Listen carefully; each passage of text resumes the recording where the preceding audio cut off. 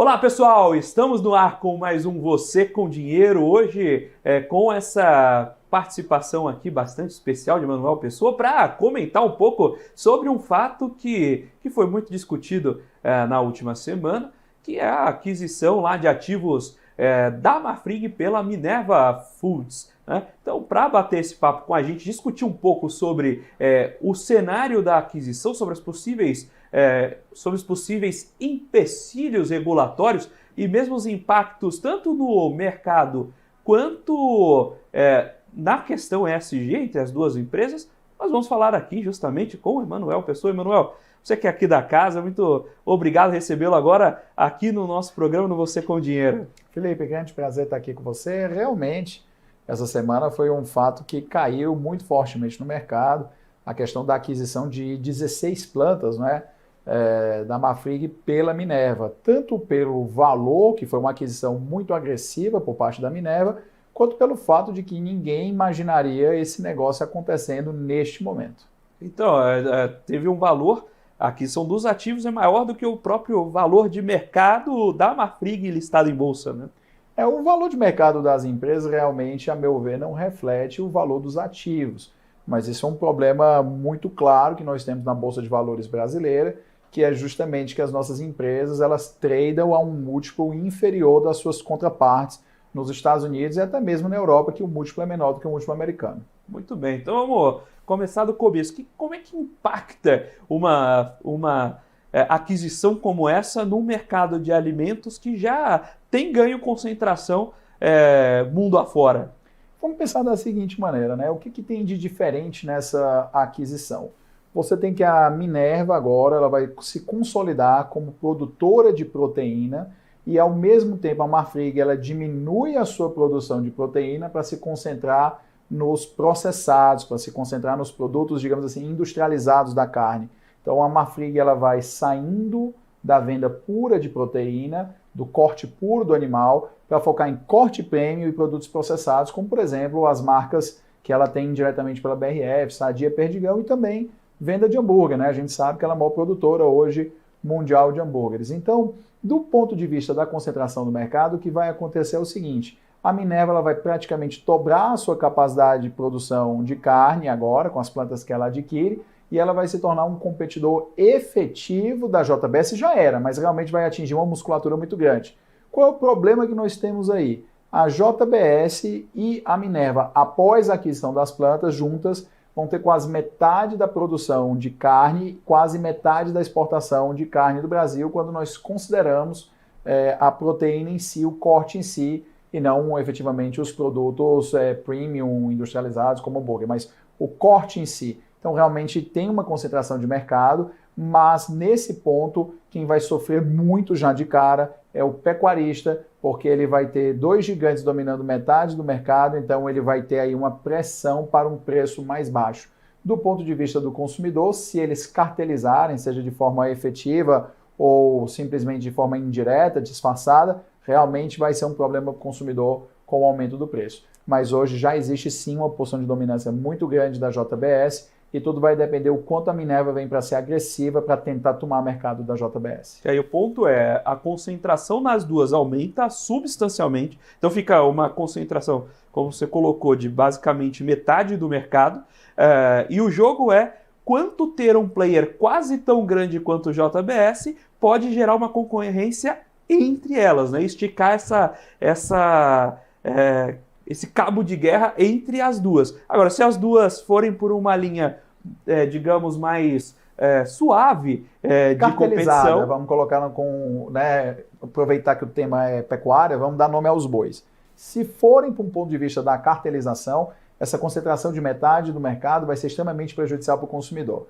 Contudo, eu acredito que a ideia que a Minerva tem hoje é uma ideia muito agressiva de conquistar mercado, e por isso eu imagino que, ao menos em um primeiro momento, a tendência natural é que essa competição faça cair um pouco o preço na ponta para o consumidor. Só que é óbvio que a gente sabe que as empresas atuam pelo lucro e não pela bondade, né? Adam Smith já dizia que o açougueiro ele vende a carne pelo lucro e não pela bondade do seu coração. Então é óbvio aí que é possível sim que nós tenhamos um aumento de preço mais adiante com uma cartelização direta ou indireta. mas efetivamente hoje você já tinha sim a JBS como posição muito dominante no mercado, influenciando fortemente os preços. Agora, essa concentração, essa nova dinâmica, não pode gerar problemas lá no CAD para essa aquisição? Deve gerar uma dificuldade sim no CAD, mas eu acredito que o CAD vá fazer a aprovação, porque no final do dia a posição que a nova Minerva vai ter, ela não é uma posição maior do que a JBS.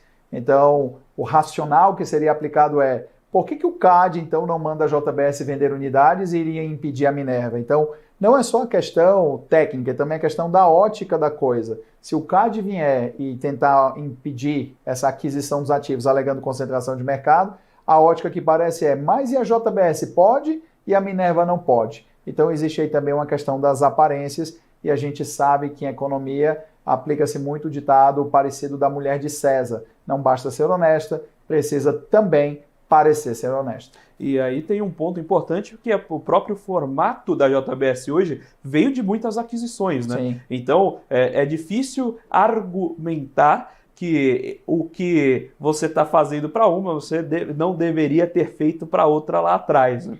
O maior problema não é você argumentar do que já passou, porque os tempos mudam, as circunstâncias mudam, os jogadores do CAD mudam, sempre vai ter essa mudança.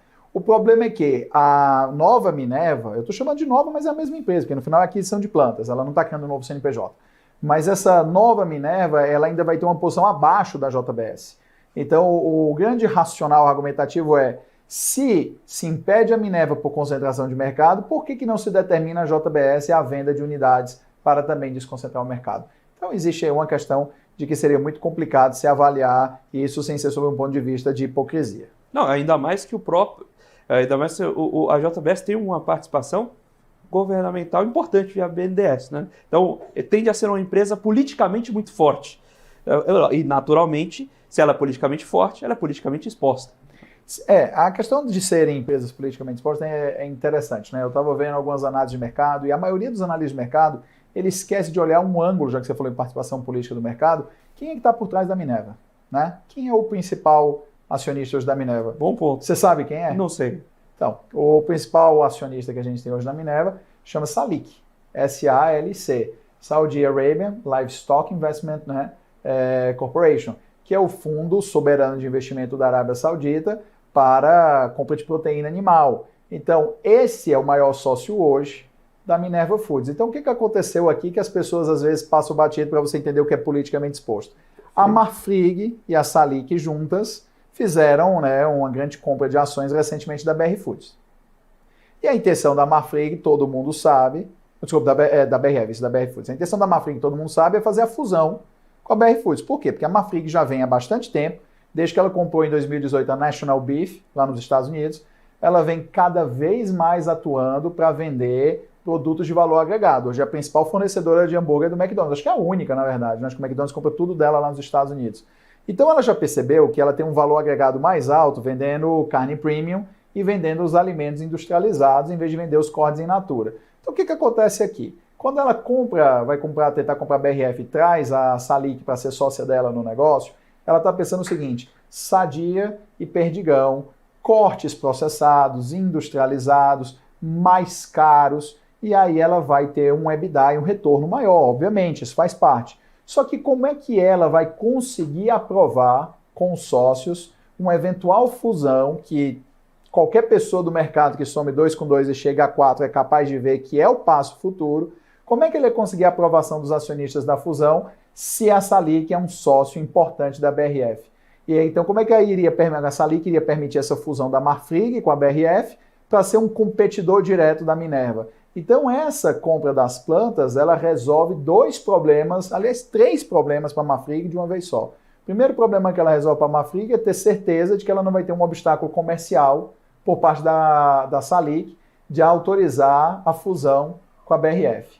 O segundo ponto é que ela passa a focar efetivamente nos seus negócios mais rentáveis, né? Que evidentemente ela vai vender as carnes processadas. Isso não significa que ela abandonou a venda do boi, das peças in natura, digamos assim, comoditizadas. Ela continua, ela vai continuar uma boa parte da venda que ela faz para a China e exportação no Brasil, mas ela vai diminuindo essa importância no seu portfólio, porque para ela, mais importante do que ser visto como uma companhia que vende commodity, ela quer ser vista como uma companhia que participa do consumo das famílias. Então ela não quer vender commodity para açougue para revender para a família. Ela quer vender o hambúrguer, ela quer vender o presunto Parma, ela quer vender carne premium porque vai direto para o consumo da família, que faz com que o múltiplo dela seja maior, que hoje o preço dela, das duas, né, é bastante descontado. E o terceiro problema que ela enfrenta é que a estrutura de capital dela hoje ficou prejudicada com o aumento da taxa de juros dos Estados Unidos, já que ela tem uma grande exposição ao mercado americano, o que reduziu bastante lá os resultados dela, né, que vinham com a National Beef de 2 dígitos, caiu para 1 dígito agora,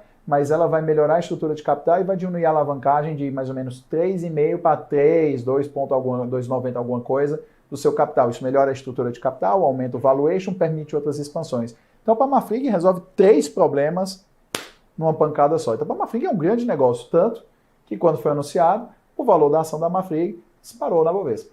E agora, quando a gente pensa a própria Marfrig, por todas essas iniciativas exportadoras relevantes, e mesmo os parceiros comerciais, como você comentou, fornecer hambúrguer para o McDonald's, isso impõe uma série de características, digamos, de maior sofisticação e acompanhamento do ESG, o tratamento do animal enquanto vivo ainda.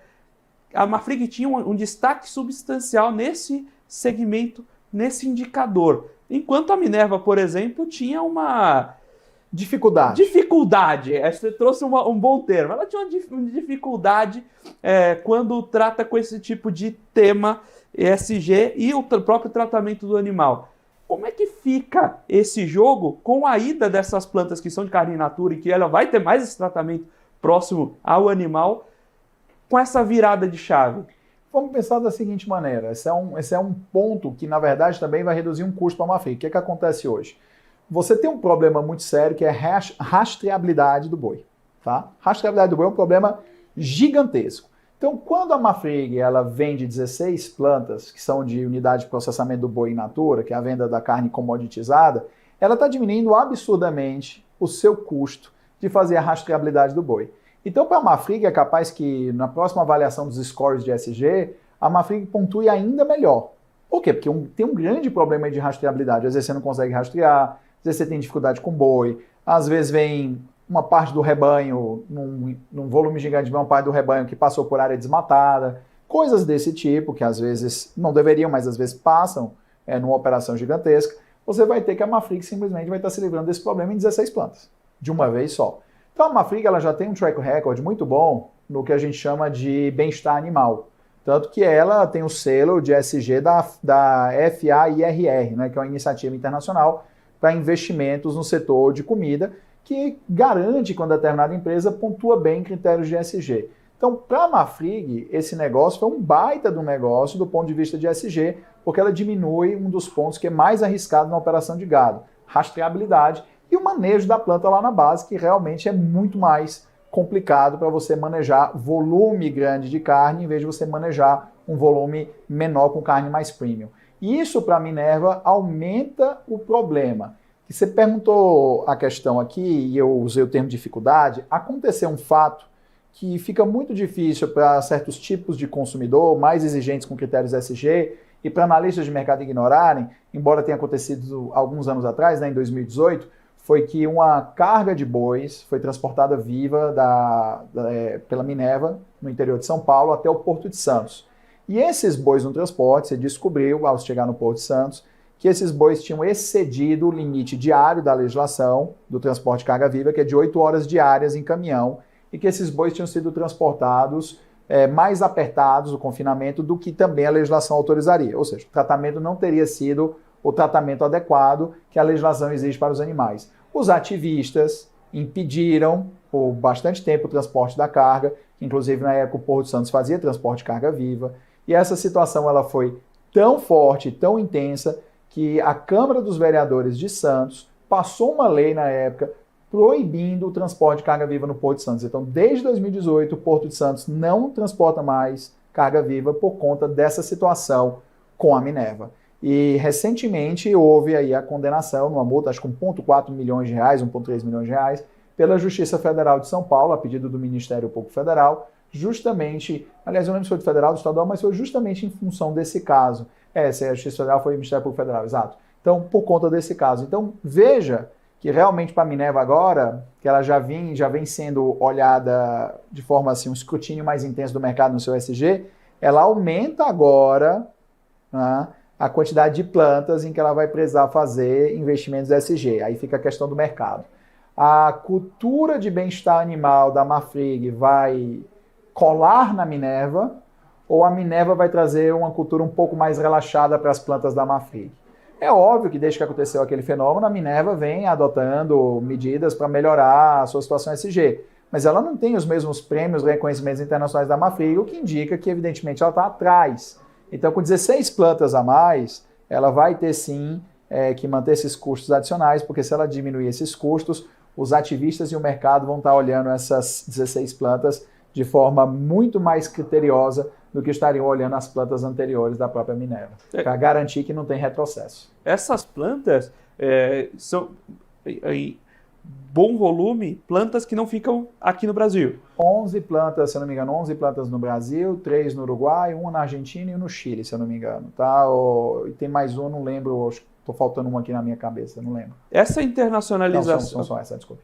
Essa internacionalização é um empurrãozinho para subir a barra para Minerva, ou dentre esses players a barra mais alta já é Brasil, então não vai mudar nada? Embora a barra mais alta seja Brasil, é óbvio que isso vai ajudar na internacionalização, porque, veja bem, até quando você chega no exterior e você vai comprar carne, também a carne do Brasil é muito bem recebida e tudo, mas a gente sabe que existe a diferença entre carne argentina, até mesmo aqui em São Paulo, quando você vai no restaurante, o pessoal fala carne argentina, carne uruguaia. Então existe aí uma questão de percepção. É como você comprar sandália de borracha, né?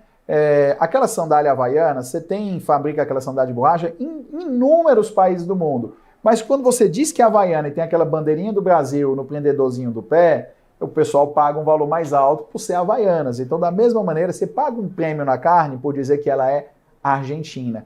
E isso entra dentro da estratégia da Minerva, né? De aumentar também as suas exportações da carne in natura. Então, por mais que a carne argentina seja uma carne mais premium, ela continua sendo uma exportação in natura por conta da Minerva nessas plantas. Então, entra assim na estratégia dela se consolidar como um player global. Quando a gente volta lá para Marfrig, então, essa estrutura ESG, agora ela tira um bom pedaço desse custo operacional, que é de rastreio, essa parte mais difícil, a parte mais pesada do in natura, e ela continua ali com o seu olhar para o industrializado e para a exportação em volume de maneira bastante positiva, além de, naturalmente, ganhar um pouco da atração que a própria BRF já tem, né? Então, ela vai continuar obviamente, com esse manejo mais responsável, com o tratamento animal considerado adequado que ela tem, com os selos. Inclusive, nas próprias exportações que ela vai continuar fazendo, ela não está abandonando 100% o mercado de exportação in natura, ela vai diminuindo paulatinamente, mas não vai abandonar completamente, até por uma estratégia de diversificação. Mas é óbvio que vai tornar mais barato os custos, inclusive do ponto de vista de sinergia operacional. Os analistas têm indicado que a Marfrig, com a venda das 16 unidades, deve ter um aumento aí no seu EBITDA de 1,5 a 2, né, pontos percentuais, o que é um belo de um aumento. Né? Se considerar o volume de vendas que ela tem, é um belo de um aumento. Então, desse ponto de vista no que a gente traz, realmente ela tem um ganho em ESG, porque ao focar em operações industriais, são processos mais repetitivos, que torna mais fácil fazer o controle. E isso daí também está adequado com a estratégia dela de exportar produtos de maior valor agregado. Você vai para um consumidor europeu ou um consumidor mais caro americano, ou mesmo os consumidores no Brasil que têm condições de fazer o pagamento, porque no Brasil existe aí uma barreira que você precisa pensar, por exemplo, o frango da Corinha é mais caro no supermercado. Sem dúvida. Não estou questionando qualidade, mas ele é mais caro por conta de ser orgânico, etc. Então, com a renda do brasileiro, é uma renda relativamente baixa, a renda média, né, porque é mal distribuída, você tem uma barreira no Brasil para a compra de produtos com selo ESG por conta do custo de produção deles. Mas é óbvio que isso também vai permitir que a Marfrig acesse cada vez mais esse mercado que existe no Brasil, embora ele seja muito menor do que o mercado americano e do que o mercado europeu. Mas é um mercado que existe e vai poder ser mais facilmente acessado pela Marfrig. Então, do ponto de vista de venda de produtos de maior valor agregado, ela aumentar o score ESG dela, aumenta a possibilidade dela vender produtos cada vez mais caros do ponto de vista do valor agregado. Você vai lançando esse prêmio também para o consumidor. Claro. Porque quando você atinge um nicho, você ganha uma reserva de mercado naturalmente, mas o próprio você pode acrescentar no próprio discurso. Então, eu tenho um produto diferenciado. É como a carne plant-based, né? Que assim, chama de carne por conta da proximidade do gosto. Não é carne, é um produto de planta, mas enfim, é bem mais caro. Você vai ao supermercado, você chega lá e realmente você tem como ver. O hambúrguer da carne vegetal, vamos dizer assim, ele é muito mais caro do que o hambúrguer natural. Você vai comprar um hambúrguer sadia, ele custa X. Você vai comprar um hambúrguer plant-based, ele custa 4, 5X. Tem mercado? Tem. Mas a renda brasileira ainda é baixa. Então, nesse caso, o foco tem que ser realmente na exportação para o mercado americano e para o mercado europeu, que tem um volume maior de pessoas que pode pagar por isso. Não é desmerecendo o nosso mercado, mas infelizmente, desde a década de 80, o crescimento da renda brasileira é peripatético. O crescimento da renda brasileira é no volume do crescimento da população, que está tendendo a zero agora, então não tem crescimento. Eu acho, renda per capita aqui, a gente não discute mais. Né? Eu acho que a renda per capita brasileira aumentou o quê? 20 ou 30% desde a década de 80, né? Em dólar, né? Então é um crescimento ridículo. Então, realmente, você não tem o que dizer. O Brasil teve décadas perdidas, né? 2010 a 2020 foi uma década perdida em termos de renda, e a década de 80 foi outra perdida. E a de 90 e a de 2000, a de 90 foi lento, e o que se ganhou na de 2000 se acabou na de 2010 praticamente. Então, infelizmente, você não tem mercado para todos esses produtos no Brasil. Eu digo infelizmente porque, veja, eu sou um carnívoro, tá? Eu sou um carnívoro.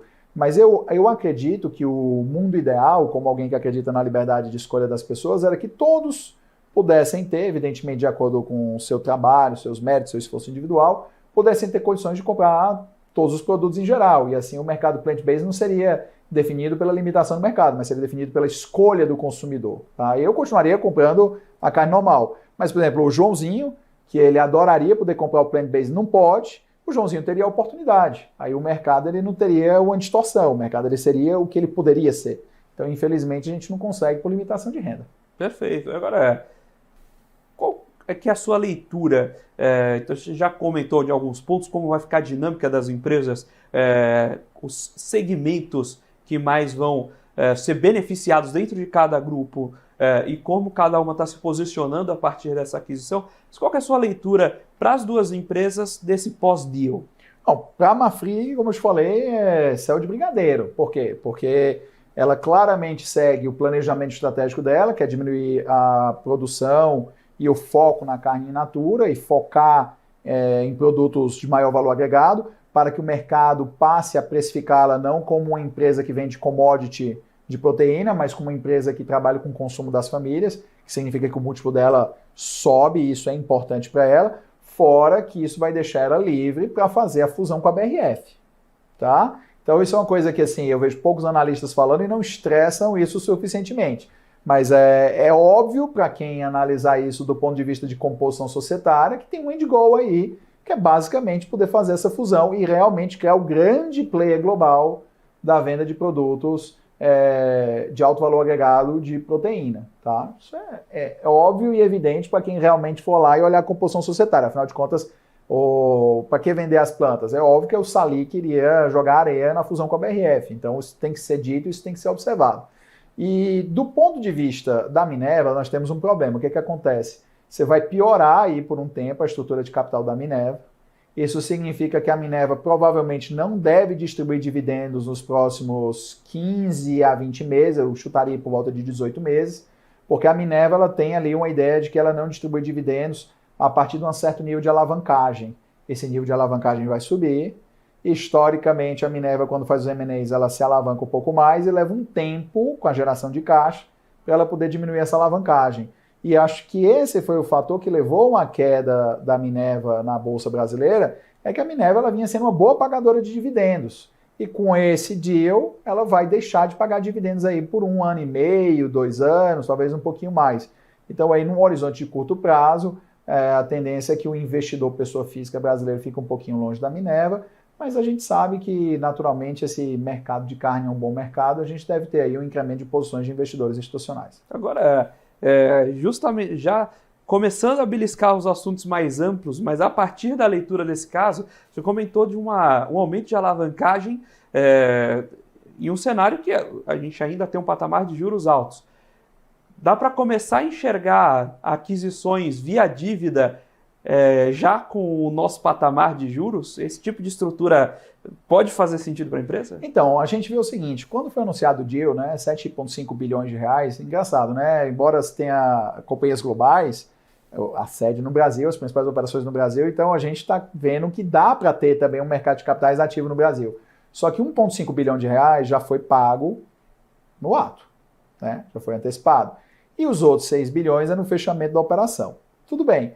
O que a Minerva veio ao mercado dizer? Que ela tinha conseguido uma linha, né, com o JP Morgan. Só que uma linha com o JP Morgan, nesse prazo, nesse período, se eu não me engano foi 18 meses, uma coisa que eles anunciaram, é uma linha cara. Não deu 2 dias, eles anunciaram que iam para o mercado fazer uma emissão de bonds entre 750 milhões de dólares e $1 bilhão. Que vamos aí no câmbio, esse câmbio todo dia sobe e desce no Brasil, mas vamos dizer aí, grossamente, vou colocar 5 para... Até 5 bilhões de reais. Ou seja, eles estão procurando financiar por meio de dívida, e é isso que vai piorar a estrutura de capital deles.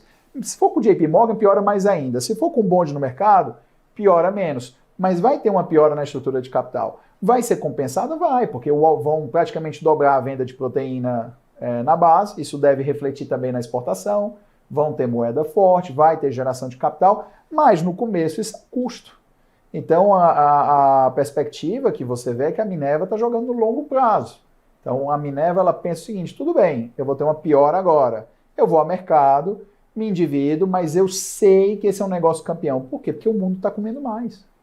Não tem o que você dizer. Hoje você vai lá, os asiáticos comem cada vez mais carne, você vendo também que, de certa forma, a África aumenta o consumo, claro que eles provêm internamente uma boa parte disso, mas você está tendo um aumento de consumo de proteína no mundo de forma geral. Por mais que no Brasil, de vez em quando, a gente tem umas quedas por conta de crises econômicas.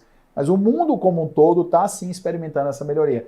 Então a Minerva entende que no jogo de médio e longo prazo, essa é uma aquisição que faz sentido para ela ser uma grande empresa do setor de commodity de proteína. Aí ela está trazendo dívida, mas ela está comprando receita e EBITDA também.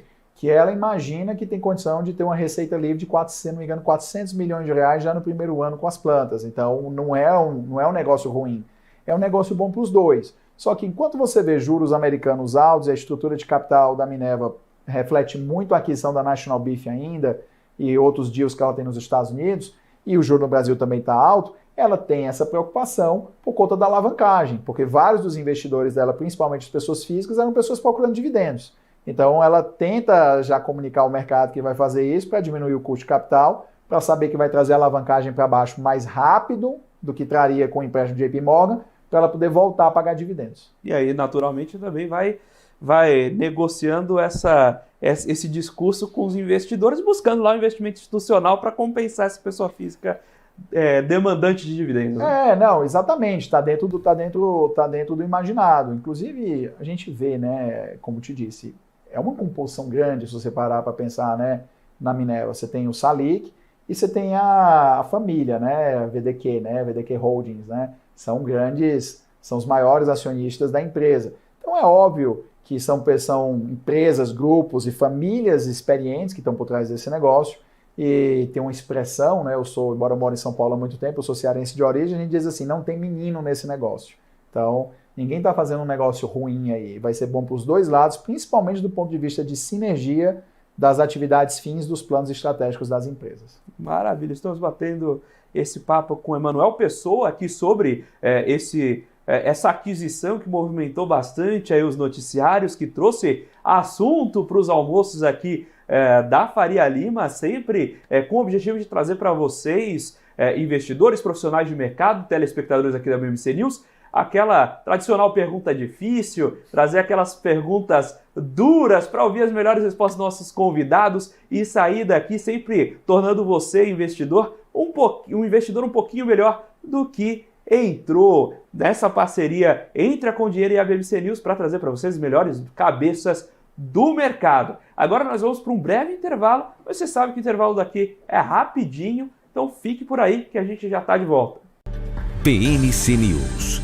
Informação que gera valor. O que impacta a economia e o mercado global.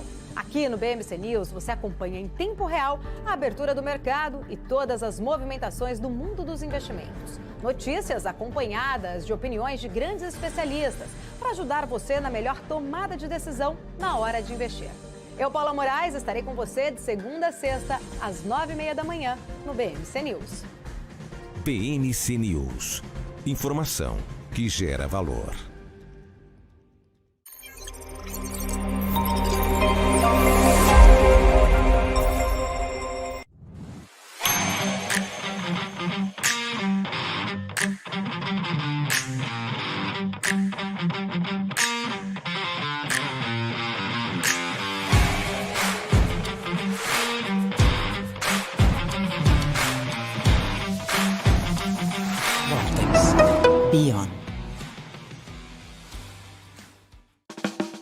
Quem só vê o BTG como um banco de investimentos, não vê todos os benefícios que ele pode oferecer. Aqui você tem a liberdade de ligar a qualquer hora. E tem a confiança de contar com o time BTG. É você no controle da sua vida financeira de um jeito simples e compatível com a sua rotina. O BTG reconhece quem é você e está pronto para potencializar a sua trajetória. As empresas que fazem parte do seu dia a dia estão em uma das maiores bolsas do mundo, a Nasdaq. E a boa notícia é que você pode investir nessas empresas diretamente pela Avenue, sua corretora nos Estados Unidos. Com os dados das ações dos Estados Unidos fornecidos pela Nasdaq em tempo real, o cliente Avenue pode acessar diretamente as maiores bolsas do mercado americano.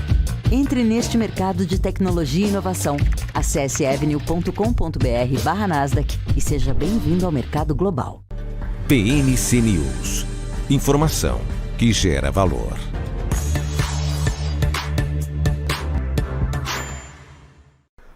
Olá pessoal, estamos de volta aqui para o segundo bloco do Você com Dinheiro de hoje, esse programa sobre investimentos, aqui que traz os assuntos que fazem o mercado financeiro brasileiro acontecer, nesse bate-papo de almoço aqui da Faria Lima, trazendo sempre também esses convidados que fazem parte desse dia a dia, que constroem o mercado financeiro brasileiro para responder aquelas tradicionais perguntas difíceis, né? Sempre com as piores perguntas, as melhores respostas aí, para tornar você investidor, profissional de mercado, levá-lo daqui um investidor melhor do que entrou. A gente terminou o bloco anterior, Emanuel, falando um pouco sobre essas questões mais abrangentes, esses ciclos de mercado. E a gente comentou muito sobre ESG, e um tema que eu sei que você acompanha de perto é justamente essas discussões ESG dentro do agronegócio brasileiro.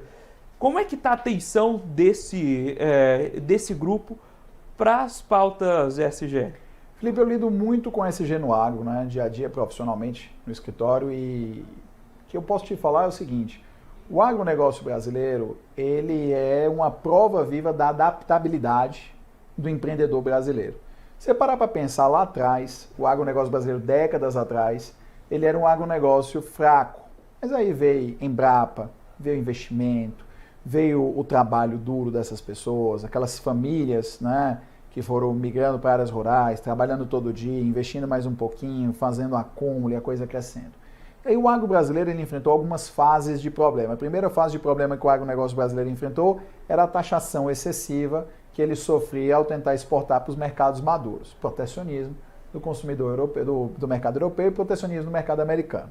O que aconteceu? Se profissionalizaram, aumentaram a produtividade, melhoraram, conseguiram enfrentar o desafio logístico gigantesco que é exportar no Brasil, porque só quem pega uma estrada brasileira para entender a dificuldade e a quebra na venda de grãos e de produtos que tem com as estradas ruins, a falta de trens, a dificuldade dos nossos portos, a burocracia da exportação, conseguiram e superaram. O agronegócio brasileiro exporta mais de 100 bilhões de dólares por ano, né? Mesmo com todas essas dificuldades. Conseguiram. Aí chegou nos limites de tributação que a Europa e os Estados Unidos podem de acordo com as regras do OMC, o agro brasileiro venceu, né? Chegou depois a próxima barreira. A próxima barreira era a barreira fitossanitária. Só que se você parar para pensar hoje, você olhar o nível da qualidade da produção brasileira, eu tiro sempre essa brincadeira. Eu digo que um porquinho criado lá no interior do Mato Grosso é mais limpo do que qualquer porquinho criado na melhor fazenda da Alemanha.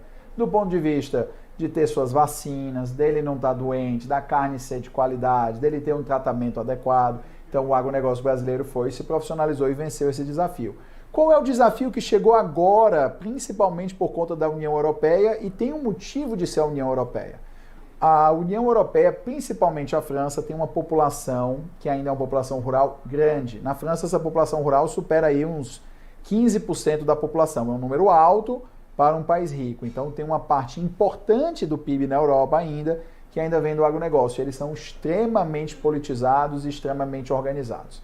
Quando você para pensar na Europa, em que a eleição lá do presidente do país, ou a coalizão que vai eleger o primeiro-ministro, às vezes é decidida por 2, 3% dos votos, eles terem o agronegócio local contra eles, que levam tratores para cidades, bloqueiam a passagem, evocam aquela questão do passado bucólico rural europeu, e são capazes, sim, de derrubar presidentes na Europa. Então, por exemplo, você pega um presidente europeu de direita como Sarkozy, ele baixava para o agronegócio francês. Você pega um presidente também de direita como Macron, ele abaixa a cabeça para o agronegócio francês. Por quê? Porque ele sabe que não se elege nem reelege se tiver essa oposição, porque é um percentual de votos suficiente para fazer toda a diferença na votação na Europa. Então, o que os europeus fazem hoje? Os europeus, eles criam barreiras SG para o agronegócio brasileiro. Por quê? Porque não dá mais para a legislação e não dá mais para a barreira fitossanitária. Então vem a barreira do SG. O SG é importante? Ele é importante. Ninguém quer viver num mundo que vai se acabar por deterioração climática. Ninguém quer viver num mundo em que as desigualdades sociais sejam tão grandes que seja odioso a convivência social. Todo mundo quer viver num mundo com bom clima, todo mundo quer viver num mundo em que a produção ela não use pesticidas, que ela não use produtos que façam mal, todo mundo quer viver num mundo em que você não tenha discriminação. É normal a gente querer isso. Só que o que o europeu hoje ele faz? Ele tenta impor padrões absurdamente pesados e difíceis para as exportações brasileiras e muitas vezes artificiais, como a fiscalização enviesada, justamente para colocar proibições na exportação do agronegócio brasileiro para beneficiar o agronegócio local na Europa. Então, por exemplo, tem hoje uma norma na Europa que fala que as empresas que elas produzirem áreas que tenham sido degradadas ou desmatadas a partir, não lembro se é 2020, 2019, essas empresas não vão poder exportar para a União Europeia e ainda vão sofrer multas pesadas se enviarem produtos, produção agrícola ou agropecuária, vindo dessas regiões. É uma medida, do ponto de vista moral, correta? Do ponto de vista Mas como é que eles vão fazer essa aplicação? Como é que vai ser essa fiscalização? O ditado popular, o diabo está no detalhe, está aí. O que vai acontecer? Então você imagina o seguinte, eu penso o seguinte, se você tiver um produtor de queijo em Minas Gerais, que ele estiver concorrendo com um produtor de queijo local na França, aí o produtor de queijo na França fala que o produtor de Minas Gerais desmatou uma área. O que a Europa vai correr para fazer? Suspende a exportação do produtor brasileiro até fazer a fiscalização. Quem vai fiscalizar? Quanto tempo vai levar? Quem vai ressarcir o produtor local pelos prejuízos que ele teve nesse momento de embargo? Então, o SG da Europa ele não pode ser utilizado como uma forma de barrar o desenvolvimento brasileiro. Ele tem que ser utilizado como uma forma realmente de se conservar o meio ambiente. Mas qual é o produtor que em sã consciência vai querer degradar o meio ambiente se ele tira o sustento dele daquele local? Quem vai efetivamente destruir a sua terra onde você planta soja? Quem vai querer destruir a sua região onde você cria o seu gado? Vai destruir o próprio sustento? O produtor? Isso não vai acontecer. Pode ter um ou outro que seja ilegal, mas os outros produtores não querem isso. Por quê? Porque a situação piora para todos. Então, rigorosamente, a gente precisa tomar cuidado para que o SG ele seja exercido de forma responsável e não que ele seja utilizado meramente como um instrumento útil para beneficiar grupos de interesses europeus e americanos em desfavor do produtor brasileiro. E agora, quando a gente teve a supertaxação da exportação brasileira, a gente tem um órgão para pedir socorro, né? A gente tem a Organização Mundial do Comércio que você pode ir lá apelar para um debate. Mas e a restrição ESG? A gente tem alguém para pedir essa ajuda? Você fala que a gente tem a Organização Mundial do Comércio para pedir ajuda. Temos? Você tem certeza que nós temos? Vou te fazer um questionamento, Felipe, para você, mais uma reflexão. O Brasil tem uma lista de produtos que tem tratamento tributário diferenciado nos Estados Unidos. Imagina que a gente entra contra os Estados Unidos na Organização Mundial do Comércio por uma disputa de qualquer commodity. Açúcar, algodão, milho, café, laranja, o que for. E nós ganhamos. Aí vamos dizer que a gente tem direito a retaliar os Estados Unidos em 200 milhões de dólares. Tá bom? No momento que o Brasil disser que vai retaliar os Estados Unidos em $200 milhões, o Congresso americano fala para o governo brasileiro, você vai retaliar? Legal. Então, sabe aqueles produtos que entram aqui nos Estados Unidos sem tarifa? Que é discricionário, que é uma bondade do nosso coração? Que não é, né? Para prestigiar preço baixo nos Estados Unidos, ou porque eles não produzem, mas sabe aquele produto? Então, a gente vai taxar. Aí o governo brasileiro pensa, os Estados Unidos, tudo bem, eu tive uma vitória moral, tá tudo certo. Então a gente precisa tomar cuidado de achar que todas as vezes decisões da OMC que beneficiam o Brasil, realmente beneficiam o Brasil. Muitas vezes, né, aproveitando o trocadilho, né, o americano fala inglês, a decisão é para inglês ver. Porque às vezes a gente não tem como aplicar por conta de retaliação em outros setores. Do ponto de vista de ESG, não existe para quem apelar. Então, por exemplo, tem um problema com a regra ESG da Europa. Você tem que apelar para os próprios tribunais europeus, que obviamente estão enviesados porque querem fazer a proteção do produtor rural europeu. Então veja que a hipocrisia, muitas vezes, ela é gigantesca. Então, quando a Europa experimentou uma disparada no preço da comida por causa da Ucrânia e da energia, a Alemanha liberou a derrubada de florestas de conservação para comida e para pegar lenha, para o pessoal poder se aquecer no inverno, né? Então, essas coisas passam batidas. Quem vai punir a Alemanha por ter destruído as suas pouquíssimas áreas ainda de conservação, não destruiu todas, mas algumas, para alimentar a sua população e para poder produzir lenha para as pessoas se aquecerem no inverno? Cadê a punição na Europa para a Alemanha sobre isso? Então a gente precisa tomar cuidado com a hipocrisia para a gente entender como as coisas funcionam. Você está falando que isso é uma carta branca para o produtor brasileiro desmatar? De modo algum. Eu acredito piamente que o produtor brasileiro, ele tem, na sua maioria, sempre vai existir a parte ruim do negócio. Mas eu acredito que a maioria dos produtores agropecuários brasileiros tem interesse absoluto na preservação e no ESG, porque eles podem vender um produto agregado de valor muito mais caro para a Europa. É muito mais caro eles venderem uma carne que tem certificação ESG do que eles venderem uma carne sem nenhuma certificação. Então, o produtor brasileiro, ele não é estúpido, ele é um baita de um capitalista, ele entende o mercado e você pode ter certeza que, com exceção de algumas maçãs podres, a maioria já cumpriria automaticamente padrões ESG para poder ter um valor agregado maior nas exportações. E na criação das regras, não tem um espaço unfair? Vou dar um exemplo. Aqui no Brasil a gente tem uma área de preservação maior. Muito maior. A Alemanha já destruiu boa parte de suas florestas.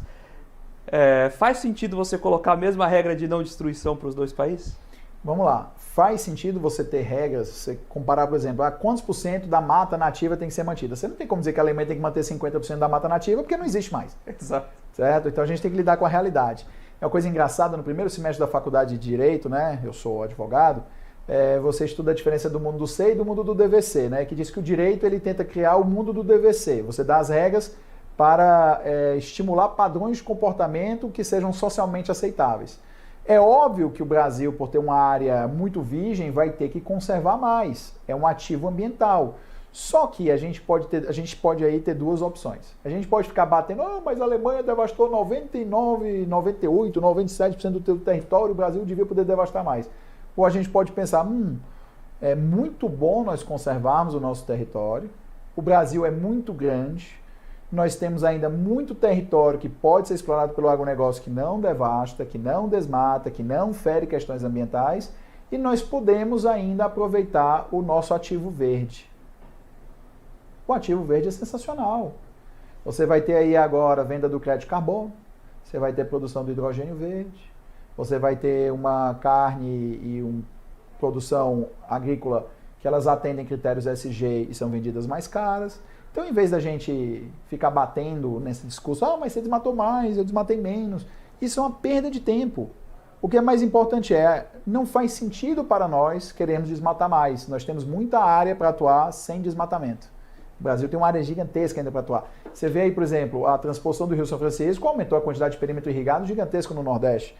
Já de muito tempo antes dessa transposição, a região ali de Petrolina e Juazeiro, né, Petrolina em Pernambuco, Juazeiro na Bahia, são regiões que produzem uva no semiárido. Por quê? Porque você tem perímetro irrigado.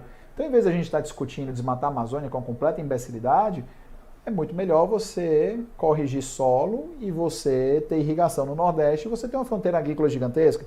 Israel produz e exporta laranja no deserto do Negev, que é muito mais seco, por exemplo, do que o interior do Ceará. Então existe uma fronteira agrícola ainda gigantesca no Brasil para ser explorada com correção, e você preserva e mantém intacto o nosso patrimônio verde, que tem valor agregado sim, e é passível de uma exploração sustentável, que vai trazer receitas consolidadas e elevadas para o Brasil. Então o jogo não é apontar quem desmatou mais ou desmatou menos, é aproveitar o nosso ativo verde ambiental e lucrar em cima dele. O nosso ativo verde e o nosso ativo intelectual, que a própria, assim como a gente hoje consegue plantar soja aqui, a gente tem desenvolvido tecnologias para explorar outras áreas, e aí você bem colocou a irrigação no Nordeste, né? Em termos de fontes de financiamento, a gente tem um instrumento que tem sido usado, certificados de recebíveis do agronegócio, que lá atrás a gente tinha uma força do financiamento do agronegócio ainda muito concentrada no Banco do Brasil, que ele tinha um direcionamento de recursos da poupança para o agronegócio diferente dos outros bancos, que eram direcionados essencialmente a empréstimos imobiliários. Hoje, essa estrutura de financiamento que traz algumas isenções, primeiro, ela tem sido funcional, a gente tem conseguido financiar os projetos corretos com ela, porque eu tenho visto uma série de CRAs são emitidos para... Que tipo de empresa poderia não fazer sentido emitir um CRA? Sei lá, restaurante, sei lá. E será que a gente está fazendo a alocação correta desse tipo de incentivo? Ele tem funcionado? E eu sei que você tem uma linha bastante liberal. A gente deveria dar esse incentivo? Seu questionamento é bem interessante e eu vou trazer um problema pesado. Tá? A gente está aqui para fazer as perguntas difíceis. Então, por exemplo, você aí, investidor da Faria Lima, que vai me ouvir, você vai concordar comigo, tá? Existe no Brasil um problema muito sério, regulatório, referente aos certificados de recebíveis agrícolas, né, os CRAs. Esse problema é muito sério. Qual é o problema? Se você for ver hoje, o volume de CRAs no Brasil é infinitamente menor do que o volume que você tem de empréstimo, por exemplo, para financiamento imobiliário. Eu não estou falando do Plano Safra, eu não estou falando desses empréstimos governamentais para financiar a agricultura. Estou falando certificados de recebíveis agrícolas são menores do que os empréstimos, por exemplo, que nós vamos ter para financiamento imobiliário. Por que isso acontece? É uma questão regulatória. Será mesmo que nós não teríamos dezenas, centenas ou milhares de players nacionais e internacionais que não gostariam de emprestar mais para o agronegócio? É lógico que nós teríamos, mas como é que é a regulação disso? Essa regulação é uma regulação que incentiva o aporte de recursos, é uma regulação que incentiva, por exemplo, você poder fazer, já que a safra ela é exportada em dólares, você consegue fazer toda essa cadeia em dólares, até você consegue fazer financiamento do agronegócio em dólares, existe sim permissões legislativas, mas a cadeia inteira, você consegue efetivamente dar instrumentos jurídicos de melhor garantia para aqueles que estão emprestando dinheiro se sentirem seguros a fazer essa alocação, porque quando você tem a questão dos imóveis, você faz um financiamento imobiliário, a pessoa não pagou, você vai lá e toma um imóvel em alienação fiduciária em garantia. Com as propriedades rurais é um pouco diferente a situação. Então, a gente precisa melhorar o ambiente regulatório até para garantir um financiamento maior, não apenas por players nacionais, mas também por players estrangeiros. Porque se você baratear o custo de produção agrícola no Brasil, você na ponta barateia a comida no Brasil.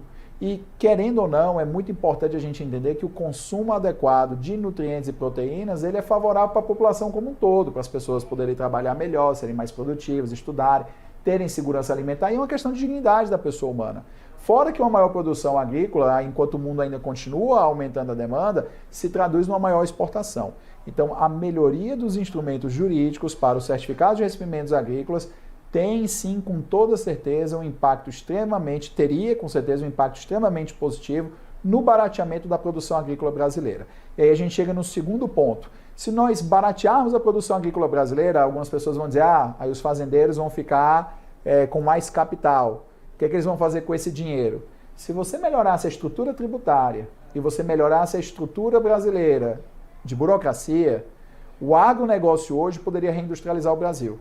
Por que no final do século XIX e começo do século XX, os cafeicultores industrializaram o Brasil? Taxa de juros mais baixa, burocracia menor, facilidade de contratação. Por que hoje, com centenas de bilhões de dólares em capital agregado de exportação ao longo das últimas décadas, o agronegócio não reindustrializa o Brasil. Para que ele vai fazer isso? Para pagar IPI? Ele vai fazer isso para ter dezenas e centenas e milhares de processos trabalhistas? Ele vai fazer isso para a produção dele passar ali numa BR-163, o que for, e quebrar o caminhão? Ele vai fazer isso para não poder exportar de trem? Ele vai fazer isso para você ter um tratamento tributário muitas vezes melhor para produtos importados, dependendo do valor da importação? Então a gente precisa racionalizar a coisa, porque o produtor agropecuário ele tem dinheiro e ele é inteligente. Então, se ele tivesse a possibilidade de fazer investimento industrial para aumentar o valor agregado, ou mesmo aplicar em indústrias que não tivessem a ver com o agronegócio, ele aplicaria porque o retorno é alto. Mas enquanto o Brasil tem essa desgraça que se chama IPI, porque é inconcebível que a gente queira tributar a industrialização, é impossível isso dar certo. Então, é preciso racionalizar o sistema do ponto de vista logístico, do ponto de vista tributário e do ponto de vista da burocracia. Ou seja, a gente poderia usar essa... Hoje a gente vai, no agronegócio brasileiro, ele é automatizado em muitas frentes, mas ele vai ser tratorado pela John Deere, vai ser tratorado pela Caterpillar. E a gente não tem incentivo local, na verdade a gente tem incentivo à importação. Porque a eficiência tributária de você importar é maior do que se você tivesse um produtor local para comprar. Com a imensa demanda que o Brasil tem de tratores, colheitadeiras e vários outros maquinários agrícolas, é de se surpreender, se qualquer pessoa analisasse isso externamente, que o Brasil não seja um dos maiores produtores desses equipamentos, que nós não tenhamos multinacionais brasileiras da produção desses equipamentos. Isso não acontece por falta de dinheiro. Os produtores agrícolas têm dinheiro. Nós temos vários e vários produtores, por exemplo, no Mato Grosso, que eles poderiam simplesmente utilizar seus capitais e começar indústrias de produção de tratores. Para que eles vão fazer isso se o custo da produção do trator no Brasil, se o custo dessa produção, somando o problema trabalhista, somando o IPI, somando questões de logística, torna muito maior o custo de uma máquina produzida no Brasil do que importar essa mesma máquina dos Estados Unidos, da China ou da Alemanha. Então, se nós racionalizássemos o sistema, o próprio agronegócio brasileiro tomaria conta disso. Hoje, um exemplo, por exemplo, são drones. Cada vez mais o agronegócio brasileiro utiliza drones para, por exemplo, lançar sementes, para fazer análise do terreno, para verificar a questão de praga, para tirar foto. Mas por que a gente precisa importar esses drones, por exemplo, da China ou dos Estados Unidos? Porque é altamente proibitivo produzir esses drones no Brasil. Isso gera um problema, qual seja, lá na frente, você tem cada vez mais que fazer importação de peças. Isso vai aumentando a nossa dependência do mercado externo. Isso faz com que o nosso produtor agrícola, que poderia estar reindustrializando o Brasil, decida, olha, eu vou ficar focado na minha produção agropecuária, na criação de boi, na produção agrícola, porque isso daí tem o benefício dos créditos tributários na exportação. Eu já estou acostumado com a logística ruim do Brasil mesmo, eu sou tão produtivo que compensa, mas nesse outro segmento eu não consigo ser tão produtivo, então desculpa, eu não vou aplicar meu capital em uma atividade de risco no qual eu sou mal visto, eu vou ser chamado de explorador, eu vou ter 1 milhão de processos trabalhistas, etc. Eu não estou falando que é uma licença para não cumprir a legislação trabalhista, o que eu estou querendo dizer é que tem que se racionalizar o sistema, porque hoje o sistema é proibitivo. E no limite você se baseia numa legislação trabalhista mais frouxa de outros países para comprar esse produto importado mais barato e abrir mão de obra no Brasil. A legislação trabalhista é o menor problema. Tá? A legislação trabalhista é o menor problema. O custo trabalhista é um problema pequeno. Porque se você transformar em dólares hoje, a mão de obra do trabalhador brasileiro é muito barata. Mais do que a questão trabalhista, eu cito ela não pelo valor que teria que pagar o empregado, as medidas. Eu cito ela pela perda de tempo de você ter o empresário todo dia na Justiça do Trabalho, tendo que focar em defesa jurídica. Eu sou advogado. E eu digo que é uma grande perda de tempo do ponto de vista de um projeto nacional, você ter os nossos empresários gastando centenas de horas por ano em cortes trabalhistas, em vez de você ter eles centenas de horas trabalhando nas suas atividades fins. Então, a racionalização do sistema não é abrir mão de direitos trabalhistas, ao contrário, é você garantir que existam direitos trabalhistas, mas garantir que a burocracia relativa a esses direitos não sejam burocracias que tornem impossível o próprio cumprimento dos direitos. E mais do que isso, o que é importante para o nosso empreendedor é o sistema tributário, que deveria ser simplificado. O sistema tributário brasileiro demanda centenas de horas para as empresas todos os anos, acho que é mais de 1.000 horas por ano por uma empresa, segundo os relatórios internacionais. e a logística. Só quem tenta transportar a carga do ponto A para B no Brasil sabe a desgraça que é. E se você quer imaginar isso, pense o seguinte: é feito envio de mercadorias do estado de São Paulo para estados vizinhos, para voltarem para São Paulo para fazer crédito de ICMS. Se isso não é loucura, eu não consigo entender o que seja. Maravilha, estamos batendo aqui esse papo com Emanuel Pessoa. Emanuel, queria agradecer imensamente sua participação. Muito obrigado pelo papo. A gente estava conversando sobre as possibilidades de assunto, mas acho que poderia render mais um bom tempo de papo aqui. Queria também convidá-lo a deixar aí seus contatos, claro, redes sociais, enfim, para quem quiser saber mais sobre você, puxar sobre o seu trabalho, poder encontrá-lo também. Claro.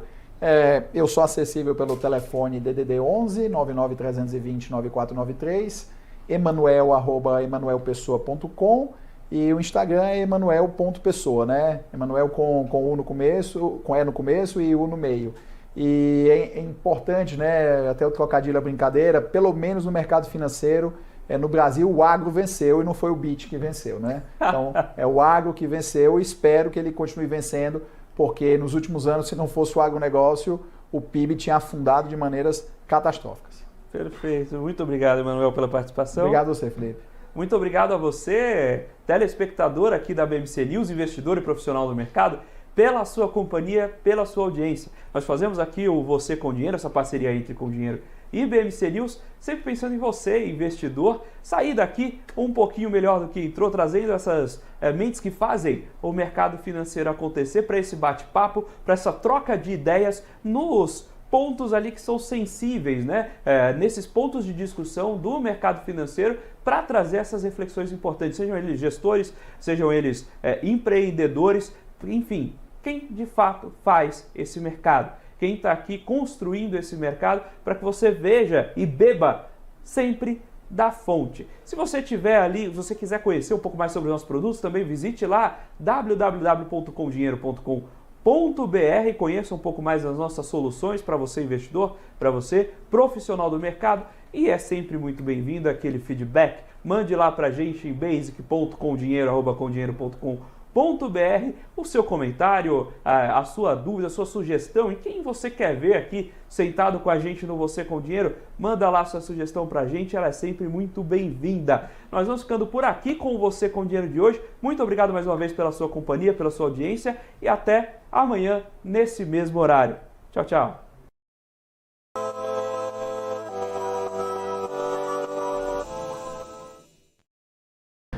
PNC News. Informação que gera valor.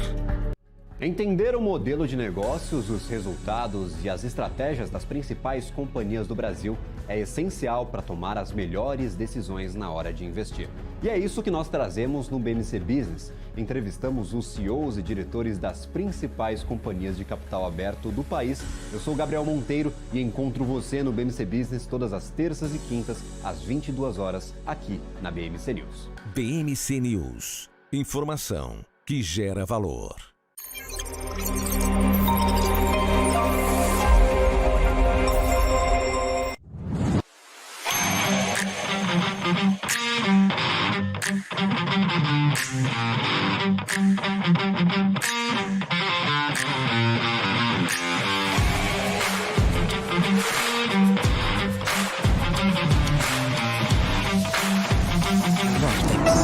Beyond.